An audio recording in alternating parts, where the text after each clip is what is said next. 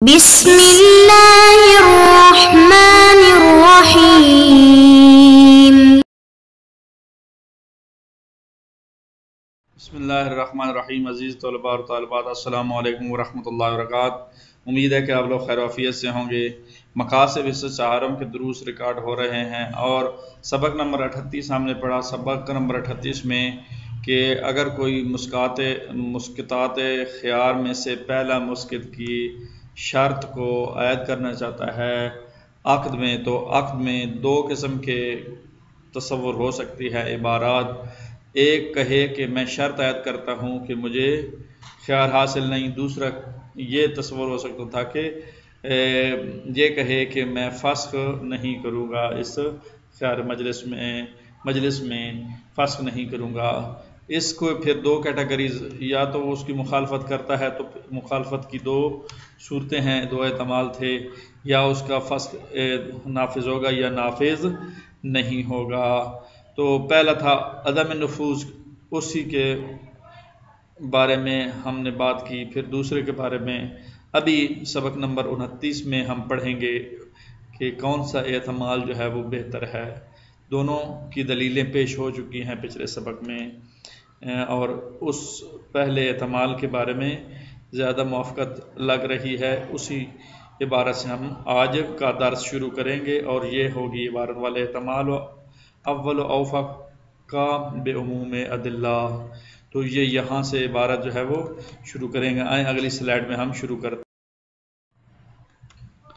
ہیں۔ سب سے پہلے اس کا میں آپ کو مفہوم بیان کر دوں کہ بیان کیا جا رہا ہے شیخنا کے نزدیک جب دو احتمال تھے کہ اگر وہ مخالفت کرتا ہے اپنے فسخ کی اور فسخ کر دیتا ہے معاملے کو، تو عدم نفوذ الفسخ، اس کا فسخ نافذ نہیں ہوگا۔ یہ احتمال قوی ہے۔ ایک بات، اس کی دلیل کیا ہے؟ عموم وجوب وفا، کہ جو وفا جو ہے وہ شرط کی واجب ہے، ایسی شرط جو دلالت کرتی ہو آثار کے مرتب ہونے پر، وہ عدم فسخ بھی ہے، وہ شرط عدم فسخ ہے۔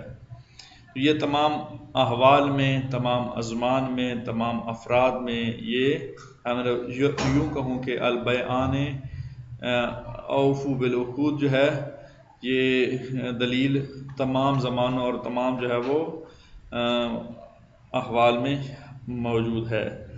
حتیٰ کہ اگر کوئی فسخ بھی کرتا ہے اس کے بعد بھی یہ لاگو ہو جائے گی۔ زیادہ سے زیادہ کیا ہوگا؟ فَيَسْتَلْزِمُ ذَلِكَ كَوْنُ الْفَسْخِ واقع لغواً، زیادہ زیادہ اس کا فسخ جو ہے وہ لغو قرار پائے گا، جیسا کہ پہلے کہا ہے ابھی کہ اس کا احتمال دوم میں پچھلے سبق میں ہم نے بیان کیا ہے کہ اس کا جو نافذ ہوگا تو معاملہ فسخ نہیں ہوگا بلکہ معاملہ ٹھیک ہوگا، زیادہ سے زیادہ اس نے گناہ کیا ہے، خطا کی ہے۔ کیوں؟ عموم وجوب وفا، عقد کے ساتھ وفا واجب ہوتی ہے۔ ہاں، اور دوسرا جو ہے وہ دو میں سے ایک کو فسخ کو باطل کرا دیتا ہے، ختم کرا دیتا ہے، لیکن جو فرد ثانی ہے وہ تو اس عقد کا حصہ ہے نا، اس کے نزدیک تو وفا واجب ہے۔ یہ جو ہے یہاں تک ہم عبارت کا ترجمہ کر لیتے ہیں، اس کے بعد پھر آگے بڑھتے ہیں۔ والاحتمال الاول اوفق بعموم وجوب الوفا، کہہ رہے ہیں کہ احتمال اول جو ہے، جو عدم نفوذ فسخ ہے، وہ زیادہ موافق ہے، زیادہ بہتر ہے۔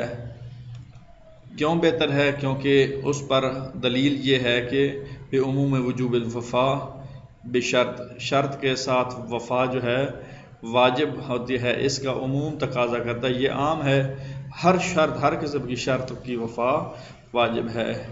اور ایسی شرط جو دلالت کرتی ہے علی وجوب ترتیب آثار شرط، شرط کے آثار کے مرتب ہونے پر جو دلالت کرتی ہے اس کی وفا بھی واجب ہے۔ وہو عدم الفسخ فی جمیع الاحوال، وہ یہ بھی ہو سکتا ہے کہ فسخ نہ کرے تمام احوال میں، یعنی تمام ازمان میں، تمام افراد میں وہ فسخ نہ کرے۔ حتیٰ بعد الفسق، حتیٰ کہ فسق کے بعد بھی اگر کوئی کہے تو پھر اس کی وفا واجب ہے، اگرچہ اس کا فسق گناہ پہ مبنی ہو، معاملہ جو ہے وہ ٹھیک ہوگا۔ فَيَسْتَلْزِمُ ذَلِكَ كَوْنُ الْفَسْقُ وَاقِعٌ لَغْوًا، حالانکہ یہ اس کا فسق جو ہے وہ لغو واقع ہوا ہے، کما تقدم نظیرہ، جیسا کہ پہلے احتمال دوم میں اس کی مثال پیش کی جا چکی ہے استدلال میں، بے عموم وجوب الوفا، کہ وفا جو ہے اس کی وجوب عام ہے، تمام افراد کو شامل ہے، فسق کے تمام شرط کے تمام افراد کو شامل ہے، چاہے وہ شرط جو ہے فسق کی ہو، عدم فسق کی ہو، اس نے عمل کیا ہو نہ کیا ہو، شرط رکھی ہے تو شرط وفا واجب ہے۔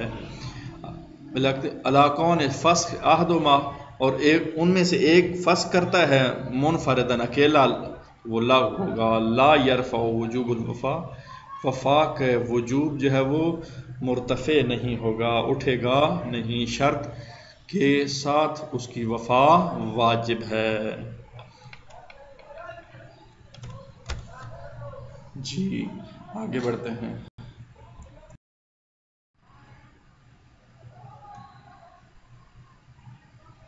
الثالث ان یشترط اسقاط الخیار، یہاں اس پوری عبارت کا میں پہلے مفہوم بیان کر دوں، پھر جو ہے اس کے ترجمے کی طرف بڑھتے ہیں۔ تیسرا جو تصور کیا جا سکتا ہے وہ عقد میں کہے کہ اشتراط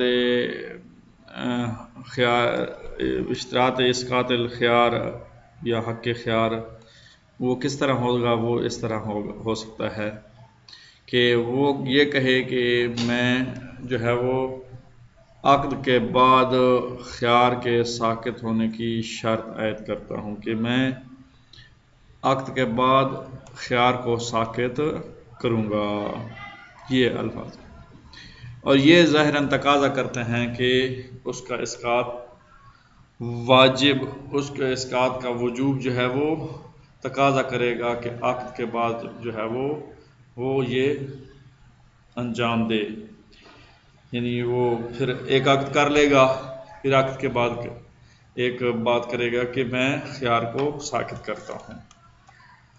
کہہ رہے ہیں کہ اگر وہ مخل ہوتا ہے، نہیں کرتا، تو پھر کیا وہ عقد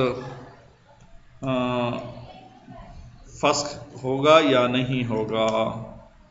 کہہ رہے ہیں کہ اس کے عقد کے فسخ ہونے میں اور فسخ کے اثر ہونے میں وجہان، وہی دو وجہ پہلے جو کہ فسخ نافذ ہوگا اور فسخ نافذ نہیں ہوگا، متقدمان، وہی وجہ متقدمان ہے جو احتمال بیان ہو چکے ہیں پچھلی سبق میں۔ بالاقوا عدم التاثیر، اقوا یہی ہے کہ وہ اس کا فسق جو ہے وہ اثر نہیں کرے گا شیخنا کے نزدیک، یہ بات ایک ہو گئی۔ دوسری بات، اگر مشروط لہ اس فسق کی قید لگاتا ہے اور اس کے بعد صرف اور صرف قید لگانے کے بعد کہ میں بعد میں اسقاط کے حق کو ختم کروں گا، یہ کہہ کر اس کے بعد عقد کے بعد وہ خاموش ہو جاتا ہے، وہ بالکل نہ ہی تو فسق کرتا ہے نہ ہی یہ الفاظ کہتا ہے کہ میں اسقاط کو ختم کرتا ہوں۔ اب جو اس کے دوسرے لوگ ہیں، فریق دوم ہے، جو دوسرے معاملہ کرنے والے ہیں اس کے ساتھ ہیں، وہ کیا ہوں گے؟ مشروط لہ ہوں گے۔ مشروط لہ وہ جو ہوں گے جن کے لیے شرط لگائی گئی ہے، وہ اب معاملے کو آگے بڑھانا چاہتے ہیں۔ تو یہ دو وجہ ہیں، جب فسق نہیں کرے گا یا تو یہ شرط حاصل نہیں ہے اور مقصود جو ہے وہ عقد کا باقی رکھنا ہے، تو پھر جو ہے وہ تخلف حاصل نہیں ہوگا، اور اگر ان کی مراد جو ہے وہ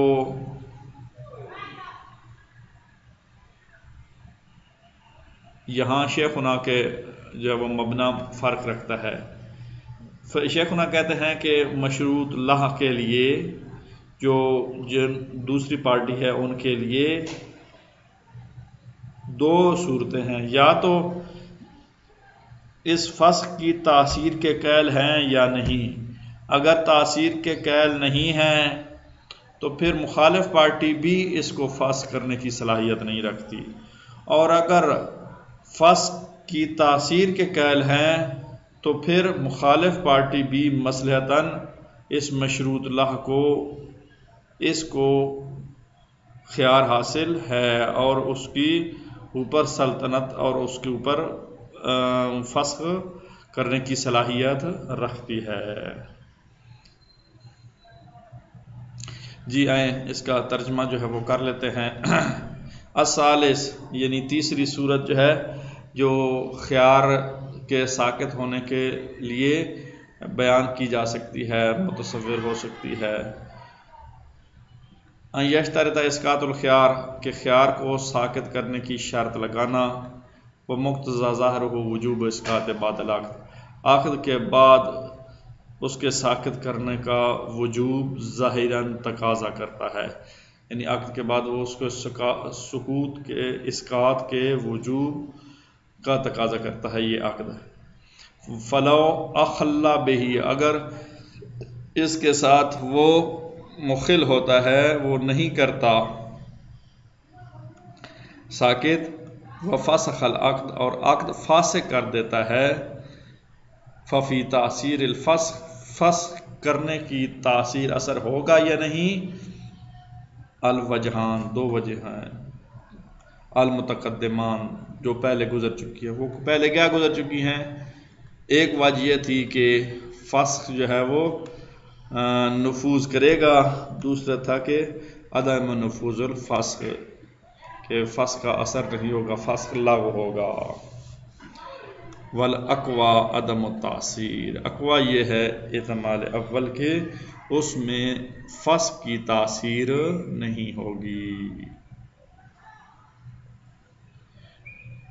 اب وحل المشروط اللہ الفسخ بمجرد عدم اسقاط المشروط الخيار مشروط الخيار مشترط الخيار بعد العقد، کہ آیا مشروط لہ کے لیے فسخ ہے کہ جب وہ صرف اور صرف خیار شرط کو ساقط نہیں کرتا عقد کے بعد، تو کیا اس وقت بھی مشروط لہ کے لیے اس دوسرے فریق کے لیے کیا اس کے لیے بھی فسخ حاصل ہے یا نہیں؟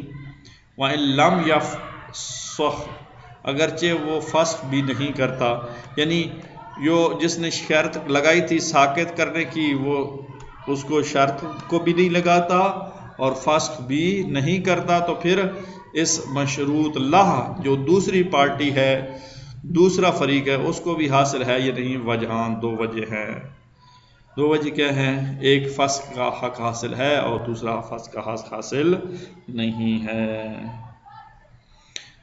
ایک وجہ بیان کی من عدم حصول شرط حاصل ہی نہیں ہے، ومن ان المقصود منہ ابقاء العقد اس کا مطلب ہے کہ وہ عقد باقی ہے، فلا یحصل تخلف اس کی مخالفت حاصل نہیں ہے، الا اذا فسخا مگر یہ کہ وہ فسخ کر دیں، یعنی فسخ کرنے کی ان کے اندر صلاحیت ہے وہ کر سکتے ہیں.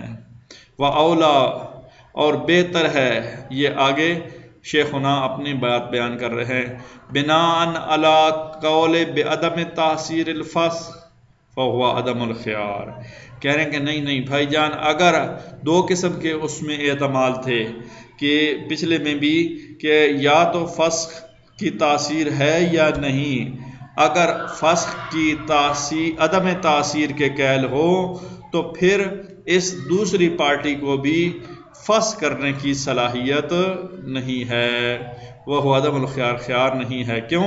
لعدم تخلف الشرط شرط کی مخالفت نہیں کر سکتے اگر عدم تاثیر کے قائل ہو.